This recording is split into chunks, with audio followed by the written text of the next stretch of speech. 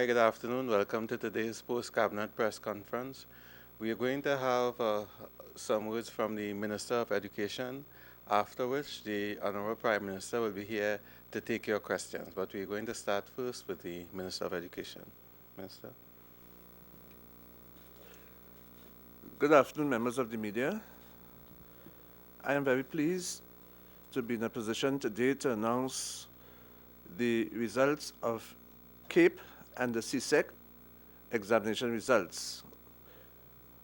These results were written by our students in Forms 5 and Form 6 in our secondary schools. Last week, CSEC announced the results of the CAPE, and yesterday, the results of the CSEC exams were made available to students in Trinidad and Tobago.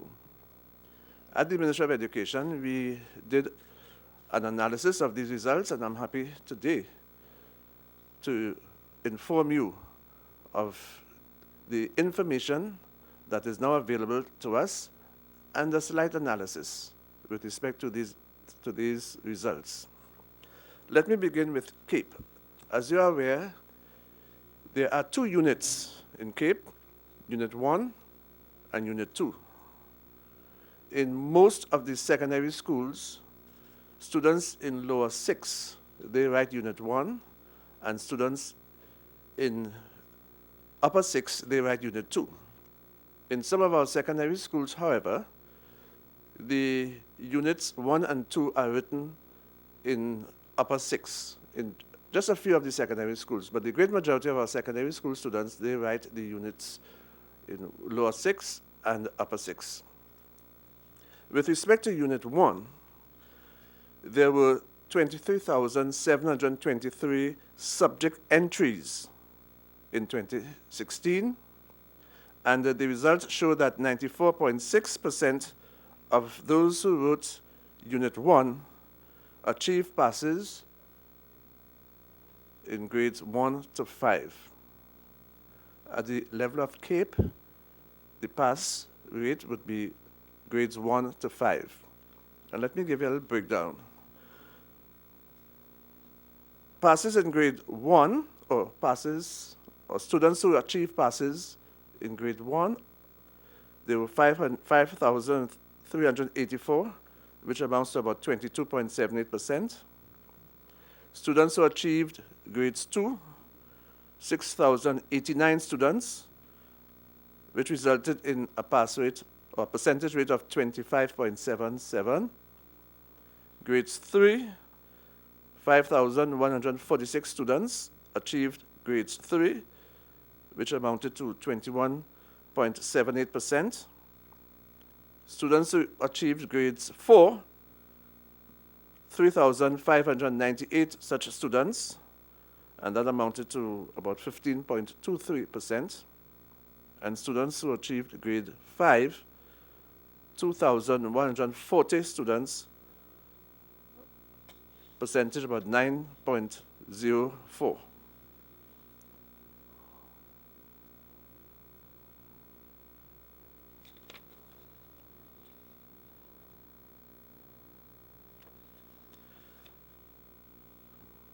Unit 2 results. There were 10,796 entries, and of that, 94.1% of students received a passing grade, either grades 1 to grade 5. And again, let me give you the breakdown.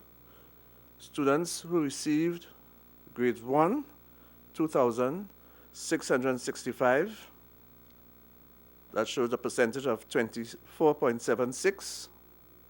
Students who received a grade 2, 2,439, which showed a percentage of 22.66%. Students who achieved grade 3, 2,320, 21.56%. Grade 4, 1,622 students, a percentage of 15.07, and grade 5, 1,082, percentage of 10.05. When we look at a comparison between 2016 and 2015, we would see that students in 2016, Unit 2, 94.10%, and in 2015, we had a pass rate of 93.9% in Unit 2. Let's look at Unit 1.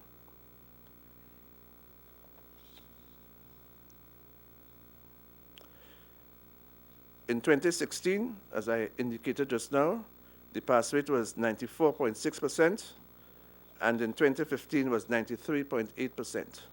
So you'd see that there was a slight improvement in both years, grades 1 and 2. When we look at CSEC, now CSEC is the exam that is written at the level of Form 5. And those exams cover a number of subject areas. There's a slight difference in the pass rate for CSEC as opposed to the grades in CAPE. To achieve a passing grade in CSEC, you must achieve grades 1 or grade 2 or grade 3. So where students receiving a passing grade, either grades 1 to 3, we had 67.12% of our students who wrote the CSEC exams achieving a passing grade of either 1 or 3, 1, 2, or 3. Students who achieve 5 passes, and you would realize that 5 passes are considered a full certificate. We had 58.1% of students achieving 5 or more passes. In our system, there has always been a concern for mathematics and English language, that is referred to as English A. And when we look at 5 passes or more with English A and mathematics, the pass rate was 53.7%.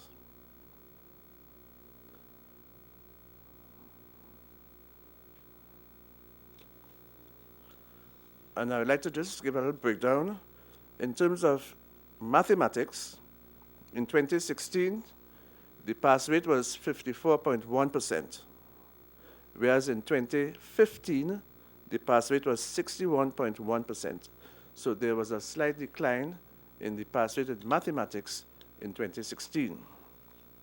Where English A is concerned, in 2016, the pass rate was 72%, and when that is compared with the pass rate in 2015, the pass rate in 2015 was 64.6%.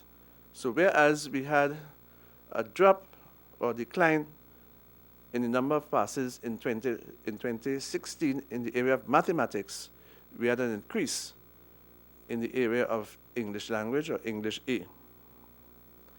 These are some of the areas that I would like to share with you, and if there are any questions, I'll be happy to respond to your questions. Yes, sir.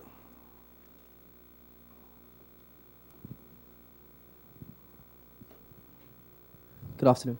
It seems as if there's a big decline in the CSEC results this year. Is this some concern for you? I mean, 67% getting just a passing grade. The math statistic there, it seems it's a bit worrying for CSEC. Are you sharing those same concerns? With respect to mathematics? With CSEC overall, the passing rate here doesn't seem to be very high at all. A little over half.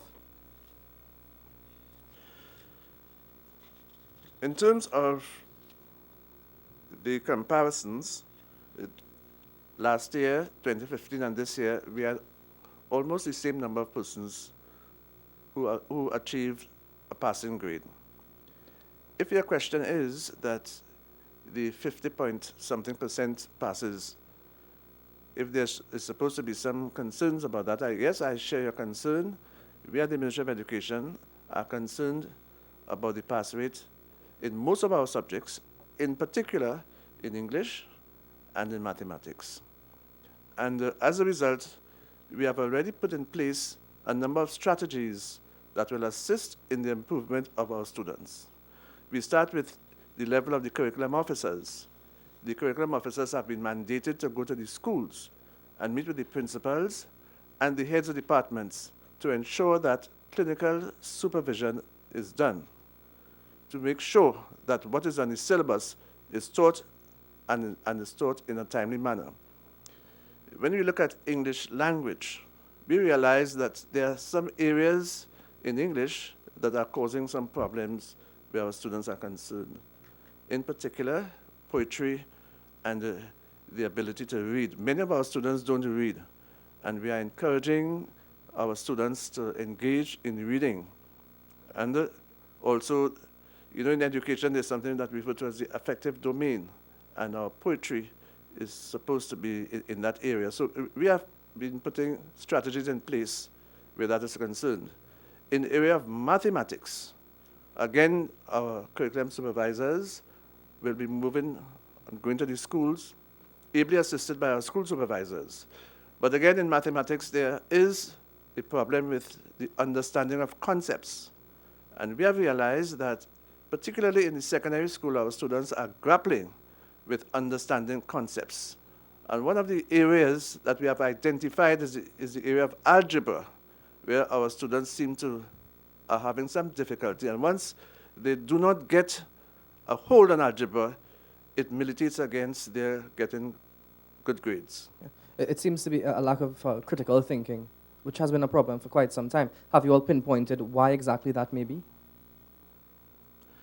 Well, we have to start from the primary school. Whatever we plan, we want to start from the primary school, and again, we want to encourage our students to engage in critical thinking, and this is why I made mention of poetry, and especially in the affective domain that I spoke about, where they'll be able to have an appreciation of the things that surround them. And that is an area, yes, we are looking at that. We want to develop that in all our students, and we want to start from the primary school where this is concerned. Mr. Minister, have you arrived at scholarship winners in the context of the results that you have enunciated? And also, may I ask, what is there for students at the lower end of the ladder, in those who have not made it? Where do they go? What is there for them? Okay, there are two questions that you have asked. Let me deal with the first one, scholarship winners. We have not yet received the merit listing from CSEC. Once we receive that, then we'll be able to determine our scholarship winners. I need to make the point that this year, Cabinet has decided that we'll be awarding scholarships to approximately 400 students. So we await that merit listing from CAPE, and as soon as we get that, then we will decide. Our scholarship selection committee will be hard at work, and that will be made available to the national community. Your second question with respect to, could you just, oh yes, those, right. In response to a question just now, I stated that we have to start from the primary school, because the primary school is really the foundation. And what we have realized is that at the primary school level, a number of our students are not coming to grips with a number of the concepts which I just spoke about. When we look at the results of the SEA exams, we found that there are a number of students, far too many of our students, who scored between 5 and 10, 5 in mathematics, 10 in English. And we have realized that a lot of work has to be done in these areas, and that will be translated right up into our secondary school system. And at the level of Form 1, we have started to put in place certain strategies so that our students in Form 1 will be given the assistance that is needed. So perhaps in the not too distant future, we will not have that large number of students who seem to be falling through the cracks. Good afternoon, Minister. Peter Christopher from CNMG. I know that you're focusing mainly on English and mathematics, but have you noticed any other trends in any of these subjects where you're seeing a similar increase or decline that is alarming to the ministry? In the other subject areas, we have found that the students have performed creditably. And in fact, I had some information here, which I am pleased to share with you. For example, in physical education and sport, we had a pass rate of 94.9%. In religious education, we had a pass rate of about 86.2%. In economics, 85%. And in most areas, we have had pass rates that made us proud.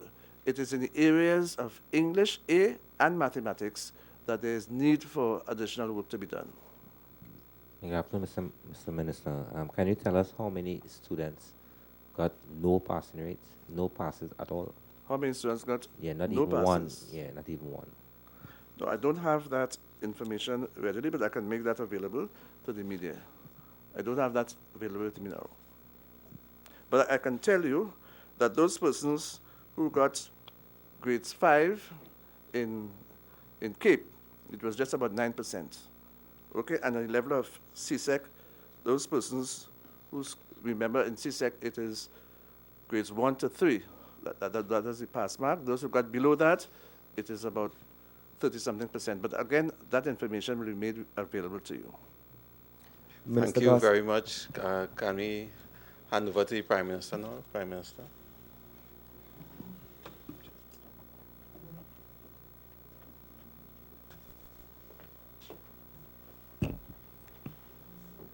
Thank you very much. Good afternoon, members of the media. I've joined you this afternoon to just make one announcement, and that announcement is that the parliamentary recess ends on the 9th of September. Parliament will resume on that day, and I think that it is time that we get back to the House and continue the business as we had been before the recess. But I just want to address for the public the matter of my physical well-being, which seems to have attracted a lot of valuable attention in the recent days. And I do so against the background that it was never my intention or expectation that what in effect was fairly standard procedures would have been so exciting and excitably dealt with in my absence. You may recall that on my return from one of those trips I did recently, in speaking to the public, I think it was at the Women's League function somewhere in the presence of the media, I did indicate some of my plans for the parliamentary recess. It's important for one to remember that, like teachers, the parliament goes on recess in a specific period during the year, July into August. And it is during that period that members of parliament, particularly those members who have families and small children, would take some vacation away from the hurly-burly of the normal life that we lead. As Prime Minister, it is my duty, and I've done so, to rotate persons going out of the jurisdiction. Some members may go abroad with their families, taking a week, half a week, 10 days, and I have to juggle that to ensure that everybody doesn't rush out and leave the country. So some persons go and come back, and as they go and come back, at the end of the recess period, a fair portion of the members of parliament, especially the ministers, would have had the opportunity for doing the needful for themselves and for their families, to have taken a break from the duties that we carry out. I do so against the background that I genuinely believe and have operated on the basis that vacation is an integral part of the foundation for good performance. And that is why terms and conditions for employment of all employees of state and others in the private sector include some element of vacation. It's just there, written into the contracts and written into the terms of even the lowly paid or the highly paid person. And that being said, in managing the affairs of state, the public service in particular, I've had to take steps to prevent the excessive accumulation of leave by persons who are entitled to leave.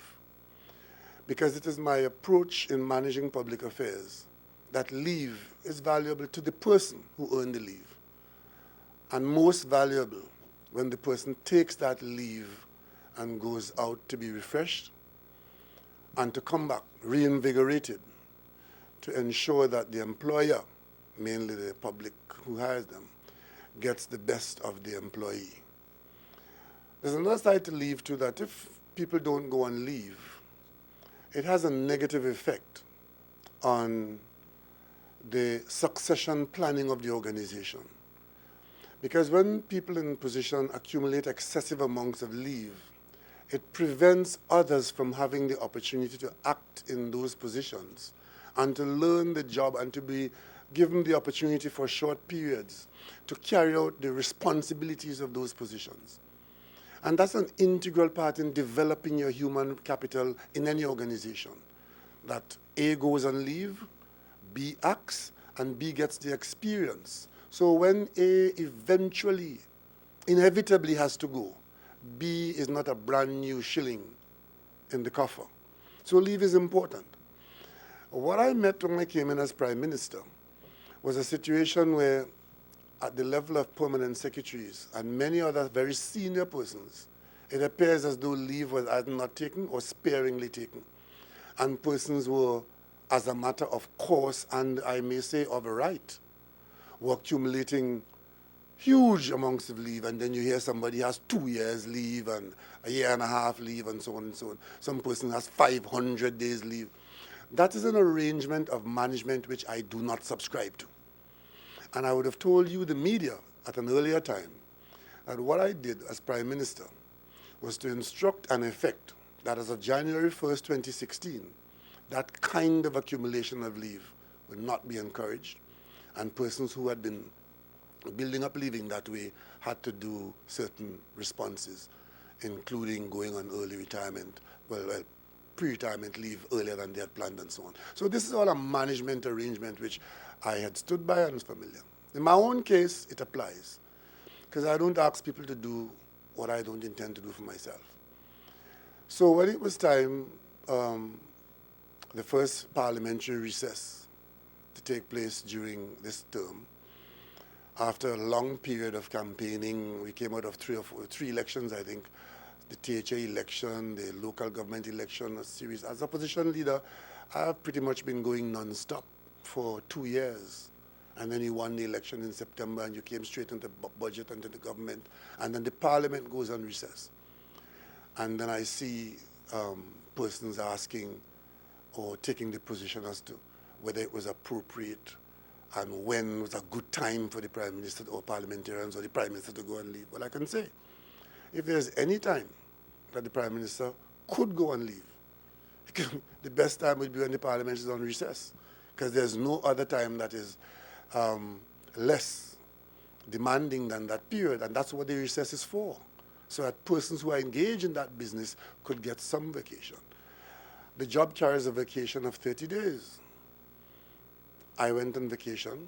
I indicated that, and I volunteered that information, that I would be leaving the country on the 4th of August, and I would return on the 15th of August. And I went further. I indicated that during that 10-day period, I would take the opportunity to have some medical examinations done abroad, and in between the examinations, I would take some days of vacation. I thought that was pretty clear and straightforward English, and also, for me, it was a fairly normal arrangement, in that for the last 25 years or so, I have been trying to take good care of myself. I do not begin to take good care of myself as Prime Minister of Trinidad and Tobago. Because you see, we all get older every day. And one of the things that I would like to advocate to the people of Trinidad and Tobago as part of government policy and part of my own personal policy is that management of the person, particularly where health is concerned, is a major responsibility of the individual. Unfortunately, I have practiced that over my lifetime. So in the recent 25 years or so, I have very regularly undergone physical checks. I have doctors I go to in Trinidad and Tobago, and I have doctors I go to abroad, and together they have my record, and they guide and advise me as I get older. But there's something else I want to raise, not just generically, something specifically. We say here in Trinidad and Tobago as a government that we want to make decisions based on data. Talk about data-driven policy making. Well, that can come down to the personal level.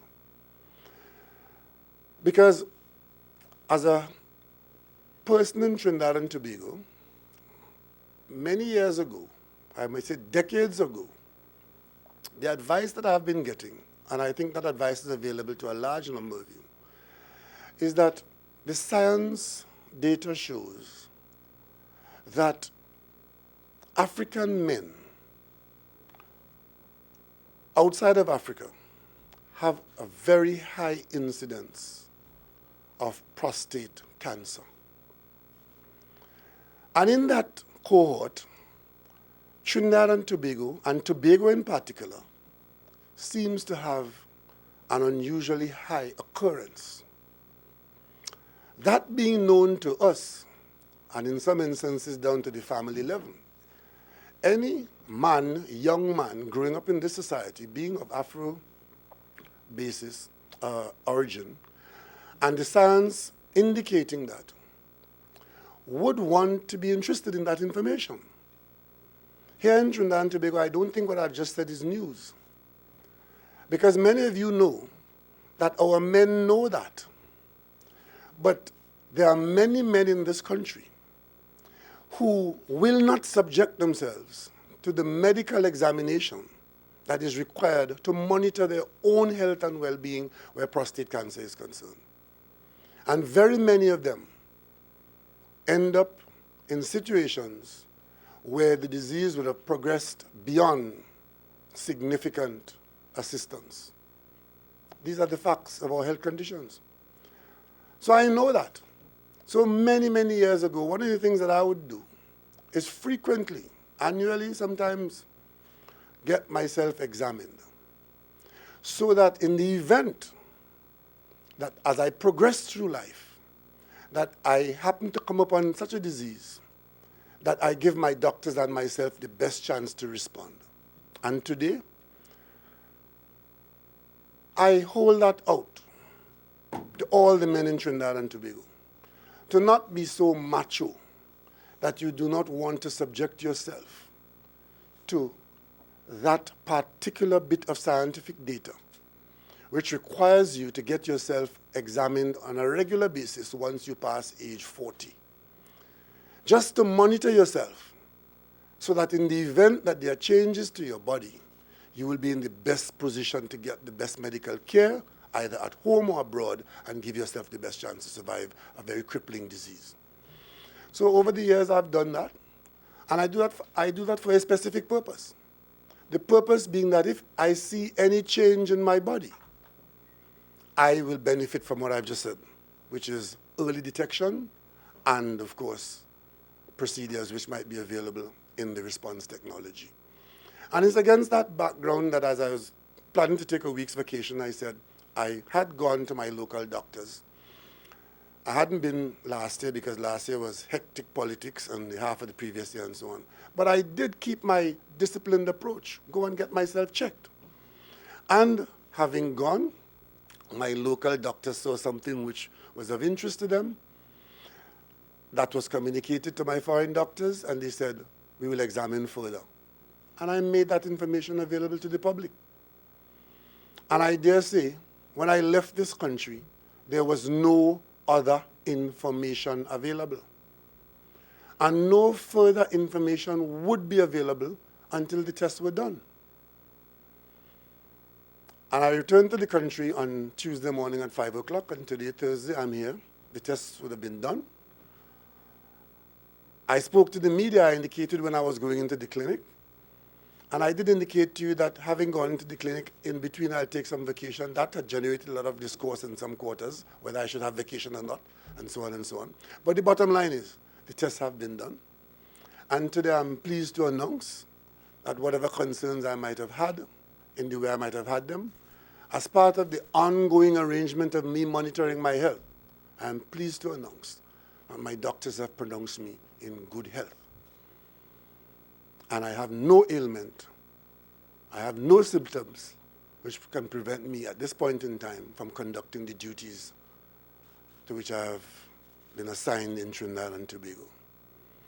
But I want to reiterate, for men in Trinidad and Tobago, especially men of African heritage, the science shows that we have this propensity to have a very high frequency of prostate cancer.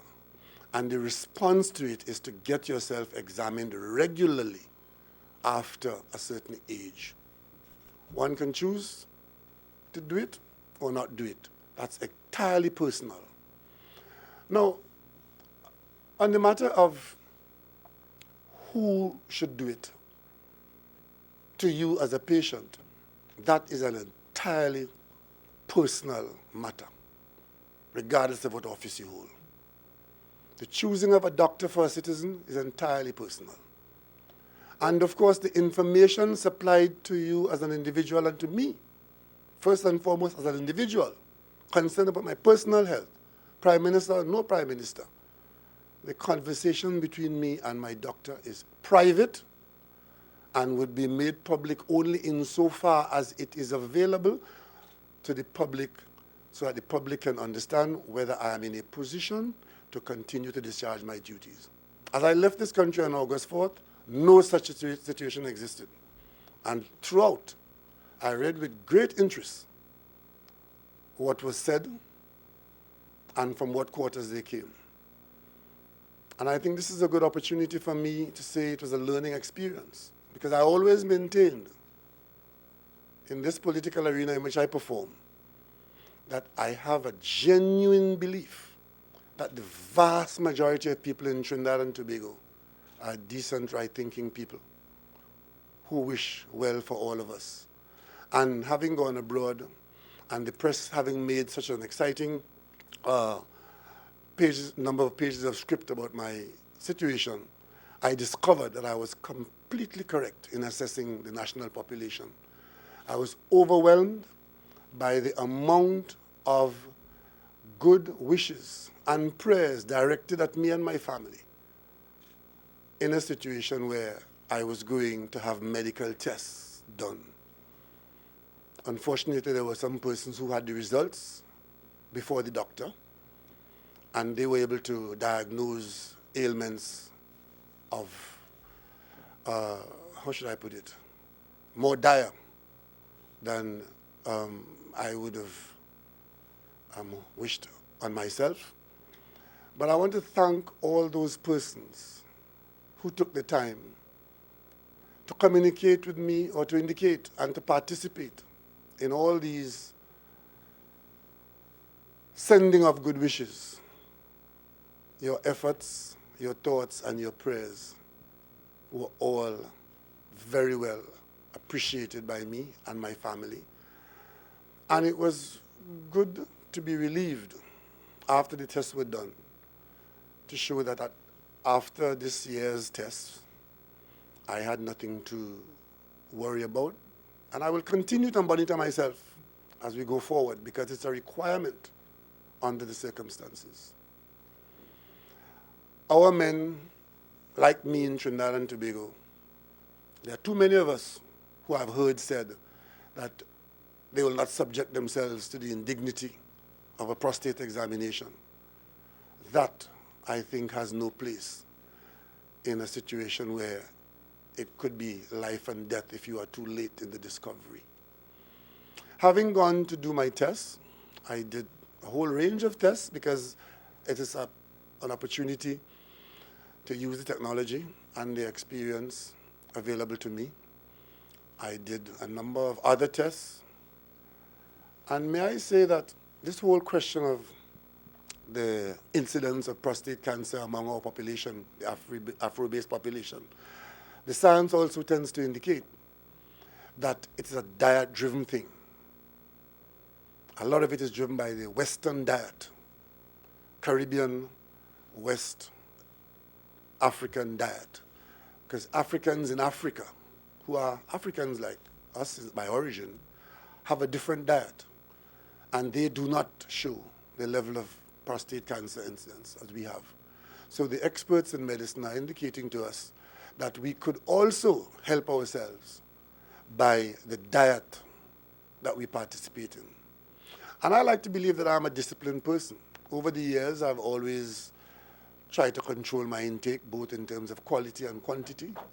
And also, added to that, is a requirement for certain kind of exercise to be an integral part of our activity. And I've tried to do that as part of my daily discipline. So these are things that I would advocate that as a population, if nothing comes out of the recent week of my absence and my statements of going to get medically examined, if nothing comes out of it, I would like the whole issue of men having themselves examined as I do and have done for many years, so that in the event that your body reacts in a certain way, you give yourself the best chance. There was also something that was raised about whether, in fact, I as Prime Minister should have gone abroad for medical attention. I address this only in so far as to say that there are some things in life that will remain personal to you.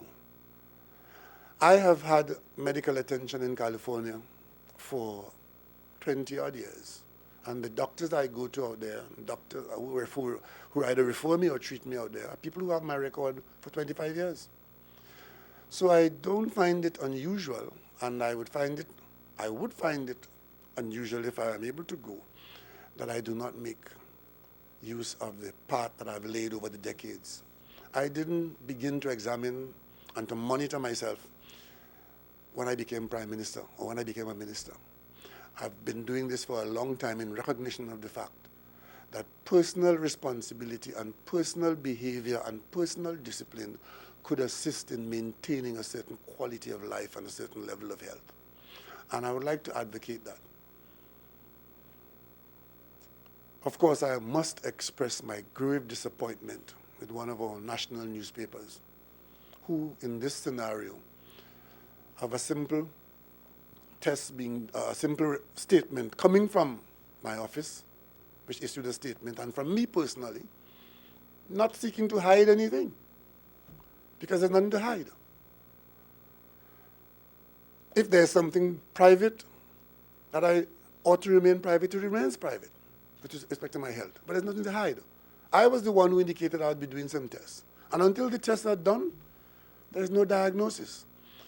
But then, of course, I look at the national newspaper, and on the front page, I must express my disappointment to the Express, which I read every day, and would like to believe that a certain level of responsibility exists in the editorial room, where on the front page of the Express you publish rumor about my health and throat cancer coming from somebody who knows absolutely nothing about me. A person who is not a doctor, a person who clearly is musing and speculating on the worst, and that finds itself on the front page of the newspaper, creating unnecessary trepidation in certain quarters. People who would wish me well and would wish the country well.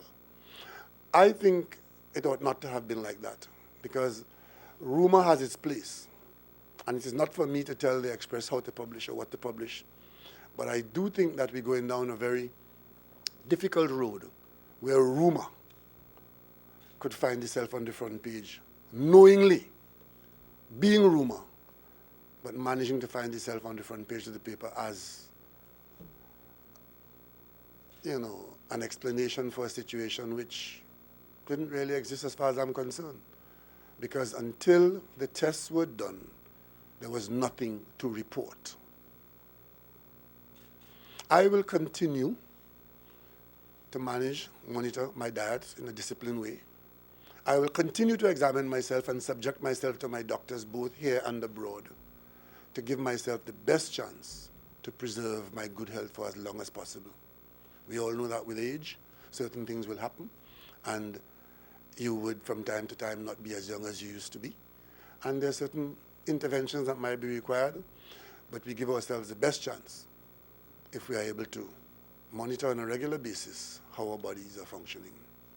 I'm no different, even though I'm the only Prime Minister in Trinidad and Tobago. If there are any questions, I will answer reasonable questions at this time. Prime Minister Jules Brown from TV6 News.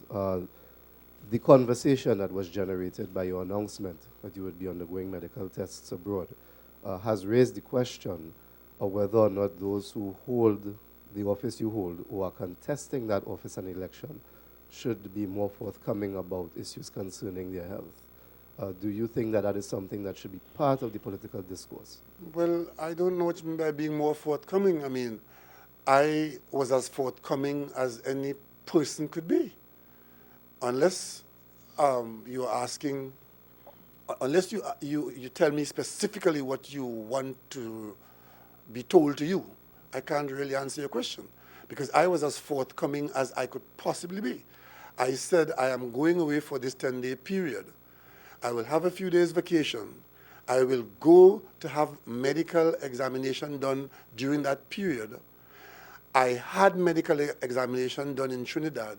My doctors saw something of interest and would want to examine it further, and I will do that. What more can I tell the public? How much more forthcoming could I have been?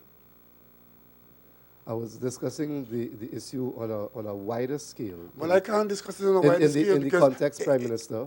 Of what? Forgive me. In the context, in Jamaica, for example, Prime Minister Holness, while he was campaigning, said he would reveal his financial and medical records. He has revealed his financials, but has not revealed his medical records. Well, do you think that is something? I don't know why Mr. Holness said he was going to reveal his medical records. Maybe he knew there was something in his medical records that should form part of his election campaign. I know no such thing. What I can tell you is that my medical records in Trinidad and Tobago, in hands of any doctor, is a private matter. And I expect that any doctor I go to in Trinidad and Tobago, Prime Minister or not Prime Minister, that my doctor will treat my record and all citizens' records private.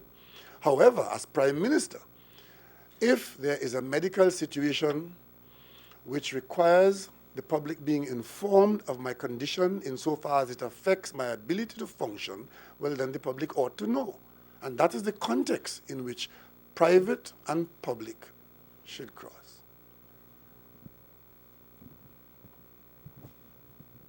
Mr. Prime Minister, welcome back to Trinidad and Tobago. Thank you very much. Certainly, given the fact that you have advised about the dangers or the critical nature of this prostate cancer issue, does your government have any kind of plan to ensure that our health institutions are in a position to treat with men seeking such a public service? One recognizes, of course, that if you have to do it privately, the cost may be prohibitive or a little too much. I am sure that the public system has the wherewithal to do that, but that is not the real problem. The real problem is men subjecting themselves to the examination. So we'll cross that hurdle first. That is where the problem really lies. But do you think now that you have, given this highlight as you have, that there may be a change of thinking among all men? I sincerely hope so.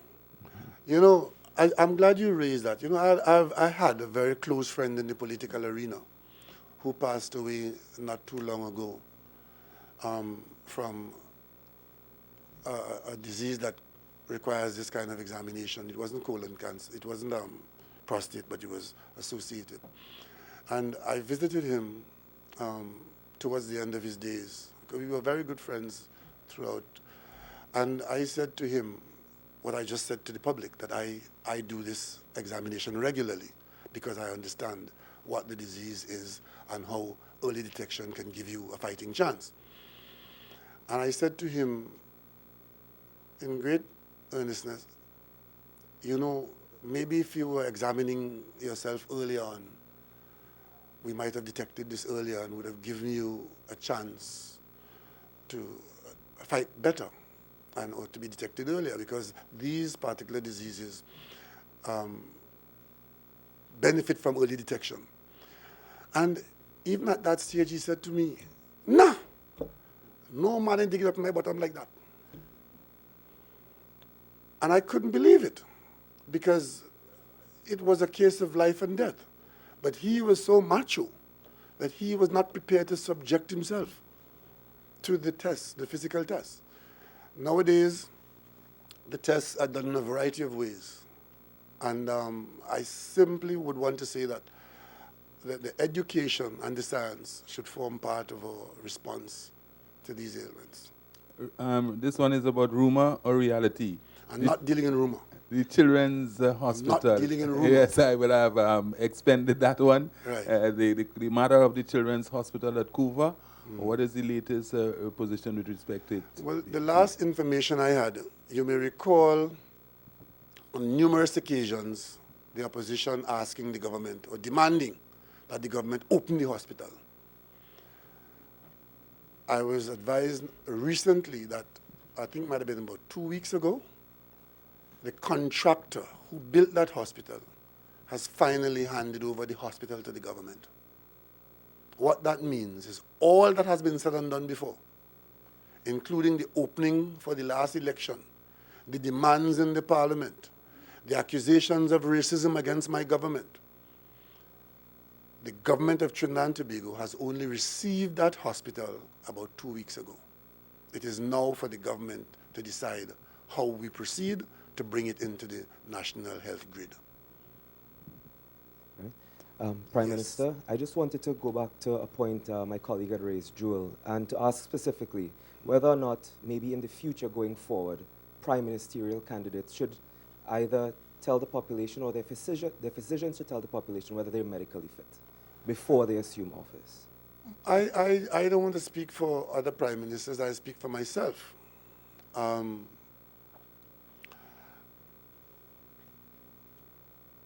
I think the population needs to know that, because if you're choosing someone to run the country, you'd want to know. But that issue didn't arise today. I am in office now, and this is my story, and I'm talking to you as one citizen to another. We've had situations in this country where prime ministers have gone abroad and got themselves involved in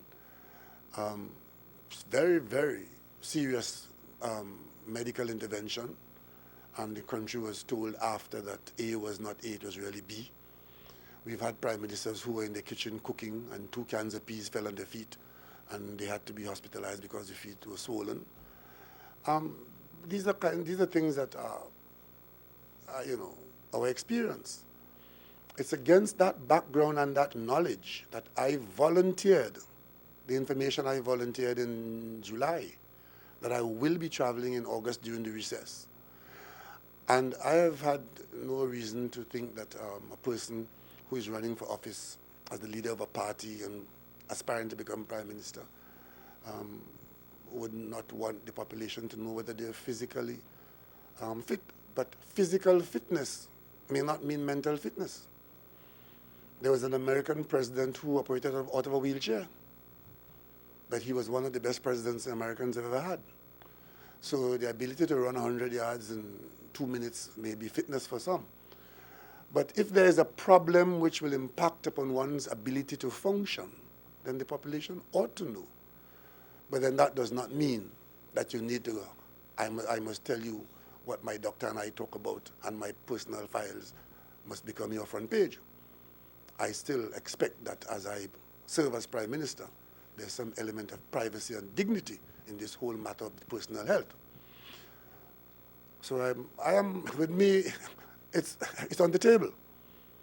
I will continue to examine myself. I can tell you now that based on the last examination I had last Monday, my doctors have said they want to see me again in about 9 to 12 months.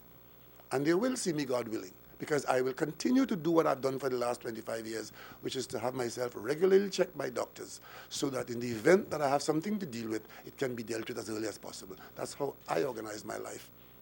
And I offer that to you. You said the conversation between your doctor and you will be kept private, but I'm wondering whether or not you would be willing to go one step further and say what was the change that local doctors saw that prompted overseas tests? You know, there's a test, well, ladies won't know this, the men would know that. There's a test, something called the PSA test, right? An antigen within your blood that you can have a blood test to see what your PSA is. You know, like how you have a credit score, those of you who spend money. And you younger men may not know that, but as you get beyond 40, age 40, 45, thereabouts, you can do that test, and depending on what your PSA score is, there's a lower limit and an upper limit, like in most of these blood test things where at the upper limit, it's normal to be within that range. And if your score is around the upper limit or it crosses the upper limit, it could be an indication that something unusual is happening. So that is what happened locally with me, that I was in that area of the higher limit after a period of years of being somewhere else, and therefore the responsible doctors decided that it needed to be looked at further to see what it may portend. Unfortunately, there were persons who were better than my doctors, and they were able to see well beyond and before the test was done and knew what it was and went off on tangents, upsetting the public. You know, but there's nothing that a drink of rum can't fix in some quarters. But, you know, I go into this discussion not only about myself, but I think the public, this area of public health is an area that we need to focus on, because so many men have demised on the fact that they had not got themselves observed early enough to be able to get the benefit of the best treatment. Much of it available locally. Prime Minister, just picking up on something you said earlier, you said that the doctors would want to see you in the next 9 months, just as part of a normal follow-up or for any other reason? Normal follow-up, but of course, you know, the human body is a very complex organ, and there are days when some things are working fine. I have subjected myself to this regime for years. As a matter of fact, in terms of going abroad, the first serious medical procedure I ever had done, was done abroad, because one of these examinations determined that I could have been improved by an intervention, and it was done.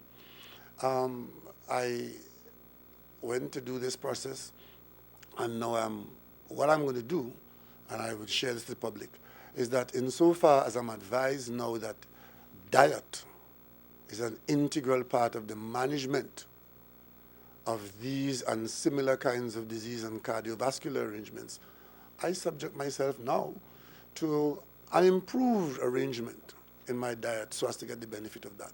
I've always tried to do that, but I'm being told now that it's part of the medical package, that you manage yourself better with a better diet, especially as at my age and as you get older. And I will be disciplined enough to do that. Nothing new. And whether I'm Prime Minister or not, I'll try to do that, because there's benefit in that in terms of managing one's health. And personal responsibility for your health, taking responsibility for your health, is one of the things that every citizen could do to help this country. Because, you know, the cost of managing advanced ailment or preventable diseases could be phenomenal. And it should be an objective of the national health effort to manage health better at the individual level, man, woman, or child, so as not to have to carry the cost of the alternative. Just to revisit a question that Ray had asked you earlier. As Prime Minister, you did say that even before you had been going abroad for about the past 20 years in California undergoing medical tests. But is it that, or are you in a position now to look at the health system to see whether or not the tests you've been undergoing could be available in Trinidad and Tobago for those who may not be able to afford to fly? And as I said, most of it, or much of it is. I don't expect that everything that's available abroad will be available here. Healthcare is expensive. Equipment is expensive. Experience is also very valuable. And what I treasure most in these kinds of things is the experience of persons who are experts in the area. And we do have some local experts, and they too acknowledge that they are foreign experts. The equipment we use here locally come from abroad, and of course, those abroad who use them are a little more experienced than people here and so on. But our health system is not to be sneezed at. And I subject myself to it on a very regular basis. And there's one final point I want to touch on just again for the benefit of the public. And that is, you see, when you go through this political arena, nobody stays in it forever. You get out of it feet first or head first. And I'm always aware of that. And I'm always aware that as I spend such a long time in the political arena, with every passing day, with every passing year, that I give up so much of my family life to the job that I do, I treasure my family more every day. Because at the end of the day, when it's all said and done, all you may have left is your family and a few friends. And I went abroad, as I just described, because for the last 3 decades, my family abroad who are involved in the medical business have assisted me in the management I just described. And in talking to the public about my trip abroad, I did say that to the public. I remember speaking to a reporter in the Express and saying, I'm going to meet my family abroad. I'll be with my family abroad. And on Monday, I go into a clinic. I'm sharing this with the public through the media. And the next thing I know, there are certain elements in our society who had the liberty to slander my family about corruption and what my family is doing abroad and questions I had to answer and all kinds of nastiness. And I simply want to say that such points of views, thank God, are not representative of the vast majority of people of Trinidad and Tobago. And Prime Minister or not, I take umbrage at the fact that I have been so open and forthcoming in anticipation of my tests. And there were persons in our society who saw it fit to take the opportunity to slander my family and their professional reputation in California. I'm very, very grateful that I'm able to make that connection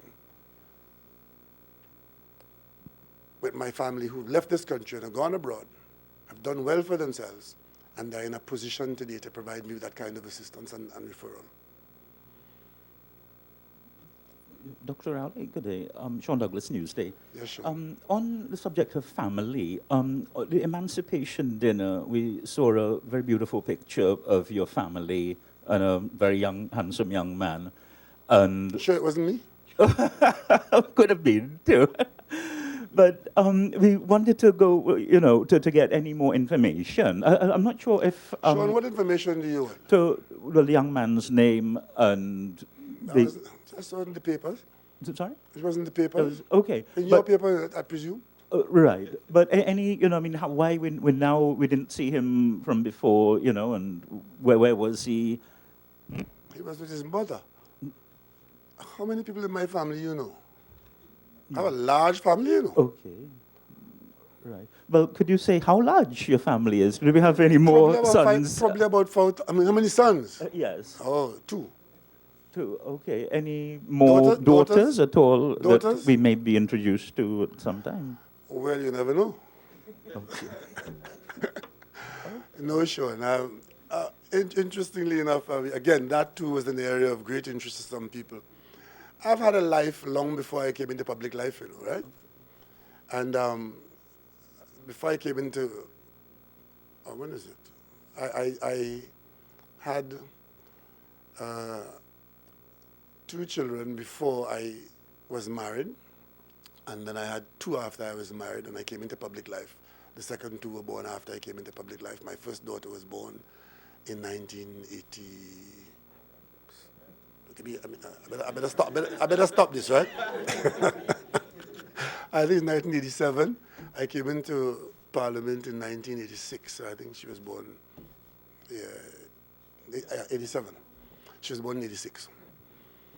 So, you know, these are, again, as Prime Minister, I expect that these are tidbits of interest, but of course it also supplies bile and venom to some people, and that makes their day. Again, that was part of the ongoing management of the country's affairs. You may recall in the budget and in the media review, we did indicate that we had a deficit to close, and we'll close it. There was more money being spent than money being earned, and to do that, we had to borrow. We'd borrow on the local market, and we borrow some on the foreign market. The Minister of Finance, I want to congratulate him and his team, the Central Bank and the Ministry of Finance staff, for putting this together, because it takes some putting together, planning it and executing it with precision. And it was very successful in that I understand that the offerings were 3 times as much as we had put out. We went to borrow $1 billion, and we had people subscribing up to over $3 billion. We thought we would have paid a certain interest rate, but because of the great response, we were able to reduce the interest rate. And of course, you know, I mean, 0.1% of $1 billion is a lot of money you save. So it was very successful. And to gauge that success, you may want to look against some countries that would have gone out. There's one particular country whose name was on our lips recently, who we visited, who went out on the market and had to withdraw their bond offer because the response was quite different. So when we go out as a little country and we are so successful, at least we can acknowledge that it's not all bad news. And this is a signal to us that we are still in the market.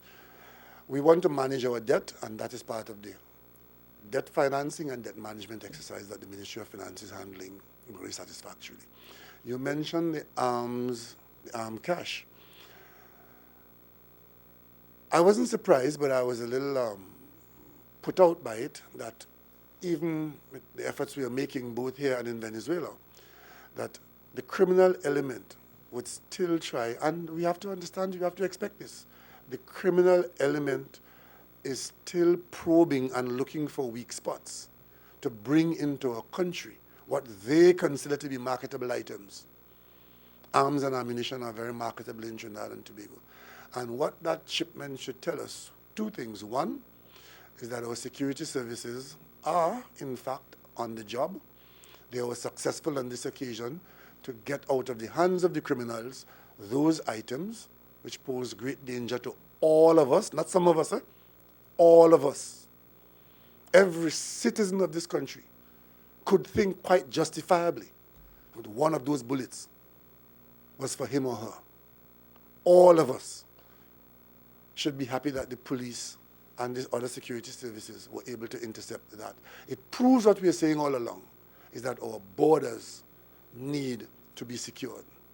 And at the level of the National Security Council, we are working assiduously to ensure that we do all the things that are required to give this country borders that are secure and an ability to obtain information, because it is information that causes our security services to be able to respond in the way that they have responded. And only today, Cabinet approved a very substantial purchase of equipment after a lot of preparation and work done.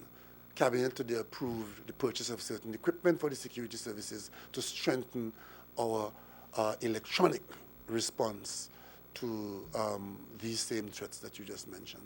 You talk about persons who are protesting because they are not getting what they consider to be a fair shake.